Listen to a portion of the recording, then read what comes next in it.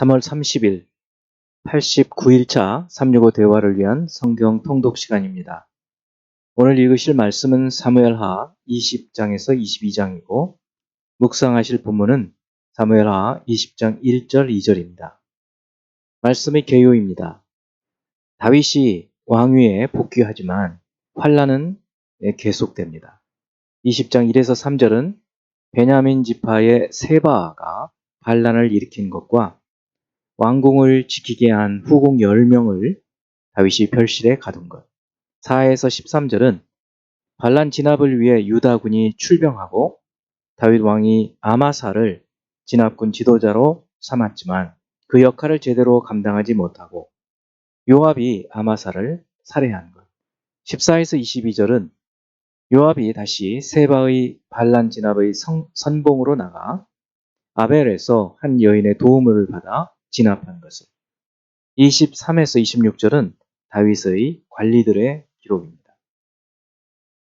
21장 1에서 6절은 다윗 시대에 3년 동안 큰 기근이 들어 다윗이 여호와께 원인을 묻고 그 기근이 사울 집안이 평화조약을 맺은 기브온 사람들을 죽였기 때문임을 알고 기브온 사람을 불러서 어떻게 하면 원한을 풀 수 있는지 물어서 그들이 사울 집안의 사람 중 몇을 죽이게 해달라는 요청을 받은 것을 다루고 있습니다. 7에서 9절은 다윗이 요나단의 아들 무비보셋은 제외하고 다른 사울 집안 사람 몇을 그들에게 내준 것을. 10에서 14절은 원한이 풀리자 이스라엘에 다시 비가 내린 것과 다윗이 사울과 요나단을 베냐민 땅에 장사한 후 하나님이 그 땅을 위한 기도를 들으신 것을 말하고 있습니다. 15에서 17절은 다윗이 블레셋과의 전쟁에서 큰 위기를 맞은 것, 18에서 22절은 블레셋 거민들을 죽인 다윗의 용사들을 소개합니다. 22장은 구원의 여호와께 대한 감사, 다윗의 감사 노래입니다. 초반부에서 다윗은 구원의 하나님께 감사의 노래로 시작하고 구원자이신 하나님을 찬양하고 하나님의 역동적인 구원을 찬양합니다. 중반부에서 여호와의 도를 행한 자기에게 구원의 은총과 자비를 베푸신 여호와를 찬양하고 승리를 주신 여호와께 감사 찬양합니다. 구원의 여호와께 대한 다윗의 감사의 노래 후반부는 여호와께서 자신의 구원자이심을 거듭 강조하고 구원의 하나님 앞에서 자신의 다짐과 확신을 노래하고 있습니다. 이제 예수 그리스도를 닮아가고자 하는 우리의 목표를 향한 여행을 위해서 질문하고 대답하는 시간을 갖습니다. 첫째, 사무엘하 19장 40에서 43절 볼 때 20장 2절에 유다 지파를 제외한 이스라엘 사람들이 다윗 따르기를 그치고 세바를 따라 반역하게 된 계기가 무엇인지 생각해 볼 수 있습니다. 사무엘상과 함께 생각해 볼 수 있습니다. 사무엘상 19장 40에서 43절에 언급된 대로 다윗 왕이 다시 예루살렘에서 왕위에 오를 때 유다 지파에게 다른 지파들이 소외되었다고 생각하고 불만을 표현했었는데 이때 유다 지파에 의해서 받아들여지지 않기 때문에 언제라도 다시 그 상처가 그 마음의 갈라짐이 언제든지 다시 한번 드러날 수 있게 된 모습을 보게 됩니다. 이후에 결국은 남유다와 북이스라엘로 나누어지는 계기도 또 되는 것이지요. 두 번째 사무엘하 20장 10절 아마사가 요압의 손에 있는 칼은 주의하지 아니한지라 요압이 칼로 그의 배를 찌르매 그의 창자가 땅에 쏟아지니 그를 다시 치지 아니하여도 죽으니라. 요압과 그의 동생 아비새가 비그리의 아들 세바를 쫓으세. 요압은 왜 아마사를 죽일까요? 다윗은 과거 자신은 자기의 동생 아사엘에 대한 복수로 아브넬을 죽임으로 다윗의 통제 바깥에서 자기 뜻대로 자기 마음대로 행했던 이 요압을 어떻게 하든지 좀 배제해 보려고 했던 것 같습니다. 그래서 세바가 반란을 일으켰을 때에도 군대 장관으로 아마사를 임명했죠. 그런데 요압은 그를 죽인 것입니다.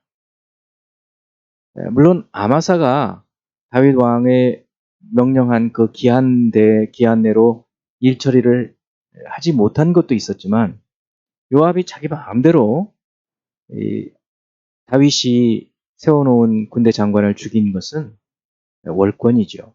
왕의 통제를 벗어나는 행동이었습니다. 결국 이것은 자신이 군대 장관이 되고자 하는 권력욕에서 비롯된 행동이라고 볼 수 있겠죠. 세 번째 사무엘하 21장 1절 다윗의 시대에 해를 거듭하여 3년 기근이 있으므로 다윗이 여호와 앞에 간구하며 여호와께서 이르시되 이는 사울과 피를 흘린 그의 집으로 말미암음이니 그가 기브온 사람을 죽였음이니라 하시니라. 하나님은 사울의 죄에 대한 징계를 왜 다윗 때의 기근으로 하실까요? 물론 이 말씀, 왜 그렇게 하는지 정확하게 성경에 나와 있지 않기 때문에 잘 알 수는 없지만 우리가 생각해 볼 수 있는 것은 죄는 반드시 대가를 치른다는 것, 그리고 사울에게 기회를 주셨지만 회개하지 않아서 결국 사울의 왕위를 폐하고 참으셨다가 이제 시간이 지난 후에 벌을 내리시는데 이런 것으로 미뤄볼 때 사울 시대의 범죄를 다윗 시대에 벌하시는 것이 사울과 다윗의 어떤 연속적, 그러니까 이스라엘의 죄의 연속성으로 보아서 꼭 사울 왕의 잘못에 대해서 사울 왕에게만 벌을 내리는 것이 아니라 이스라엘이라는 나라 전체가 죄를 범했기 때문에 후에 다윗 때에 이것에 대해서 하나님께서 징계하시는 것으로 보여집니다.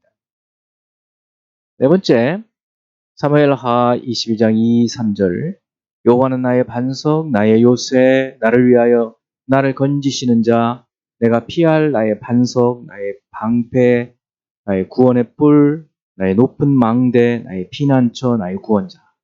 이런 말씀을 볼 때 다윗과 하나님과의 관계를 어떻게 설명할 수 있을까요? 다윗은 하나님을 자신의 삶에 가까운 데에서 자신을 구원하고 자기가 피하고 하는 이런 어떤 삶에 밀접한 것을 가지고 하나님과 자신과의 관계로 시를 쓰고 기도하고 있는 것입니다. 아주 친밀하고 아주 구체적인 일상의 삶에서 하나님의 구원의 경험, 하나님의 도우심의 경험을 공유하고 있다고 볼 수 있습니다. 다섯 번째 사무엘하 22장 22절 이는 내가 여호와의 도를 지키고 악을 행함으로 내 하나님을 떠나지 아니하였으며 악을 행하는 것과 하나님을 떠나지 않는 것과 악을 행하지 않는 것과 하나님을 떠나지 않는 것과 어떤 연관성이 있을까요? 악을 행함으로 내 하나님 떠나지 아니하였다. 하나님을 떠나는 것과 악을 행하는 것 사이에는 연관성이 있지요. 인간이 하나님의 뜻을 거스르고 악을 행하는 것은 하나님과의 관계가 단절되었다는 증거이기도 합니다. 하나님과의 단절의 결과가 결국 악을 행하는 것이 되는 것이죠. 그래서 인간은 하나님을 떠나면 악을 행할 수밖에 없다. 이렇게 볼 수 있겠습니다. 이제 한 구절의 말씀을 묵상하며 교훈으로 삼고 기도하는 시간을 갖습니다.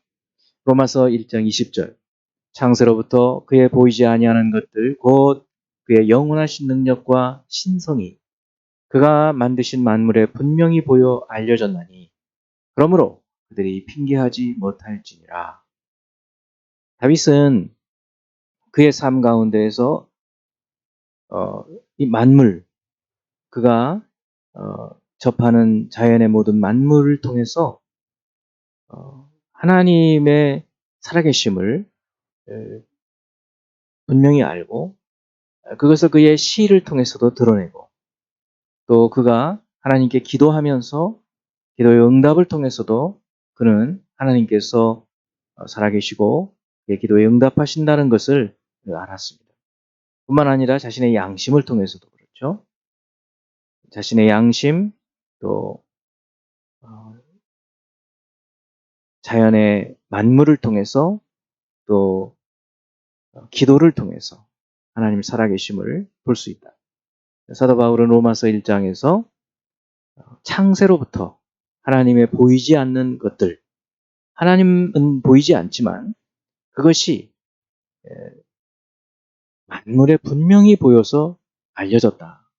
그러므로 사람들이 하나님을 알 수 없다, 이렇게 핑계할 수 없다는 말씀입니다. 그래서 우리가 예수 그리스도를 통해서 가장 하나님을 잘 알 수 있기 때문에 예수를 믿음으로 구원을 얻는다고 우리가 말씀을 드리는데, 예수 그리스도 외에도 예수 그리스도가 전파되지 않는다 하더라도 양심과 자연의 만물과 이런 것을 통해서 하나님을 알 수 있다는 것입니다. 기도하는 시간을 갖습니다. 하나님 아버지, 다윗이 하나님 앞에서 범죄한 이후에 여러 징계를 받게 되는데, 그 가운데에서도 다윗이 하나님과 긴밀한 관계를 맺어가면서 하나님을 찬양하고 높여드리고 하나님의 뜻을 묻고 살았던 것들을 보면서 오늘 이 시대에도 그리스도 예수 안에서 우리가 어떻게 살아야 하는지를 깊이 깨닫고 살아갈 수 있는 저희가 되게 도와주옵소서. 예수 그리스도 이름으로 기도합니다. 아멘.